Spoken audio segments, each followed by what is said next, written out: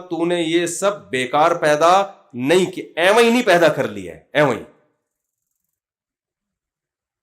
یا تو نے ایک دھماکے سے سب کچھ توڑ تاڑ کے برابر نہیں کر سکتی کہ بنانے والے نے ویسے ہی بنا دیا اور اس کے پیچھے کوئی مقصد تھا ہی نہیں، بس ویسے ہی،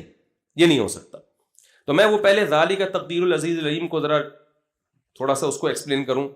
تو قرآن جب بھی اس کائنات میں غور و فکر کرنے کا حکم دیتا ہے تو قرآن کہتا ہے یہ خود بخود نہیں ہے۔ ایک اور آیت ہے نا، ام خلقوا من غیر شیء ام هم الخالقون، قرآن کہتا ہے کیا تم خود سے بن گئے ہو یا تم نے خود اپنے آپ کو بنا لیا ہے؟ بھائی جواب نہیں دیا اس سوال کا۔ بعض جواب اتنے واضح ہوتے ہیں کہ قرآن سوال کر کے چھوڑ دیتا ہے، جیسے مشرکین سے قرآن نے جب خطاب کیا، امن جعل الارض قرارا وجعل خلالها انہارا وجعل لها رواسیا وجعل بین البحرین حاجزا، یہ جو بتوں کو پوچھتے ہیں نا، قرآن ان سے خطاب کرتا ہے بھلا جس نے زمین کو جائے قرار بنا دیا، جس نے زمین کے درمیان پانی جاری کر دیا، جس نے زمین میں پہاڑ گاڑ دی، اس کے علاوہ کوئی اور عبادت کے لائق ہو سکتا ہے؟ کیا کر رہے ہو؟ تو یہاں بھی قرآن نے سوال کر کے چھوڑ دیا ہے۔ اللہ کہتے ہیں خود بخود بن گئے، آف چانس کے تحت، بائی چانس ایسا ہو گیا کہ ایک سیل بنا، سافٹ ویئر اس میں انسٹال ہو گئے، اور پھر عجیب بات ہے، ماں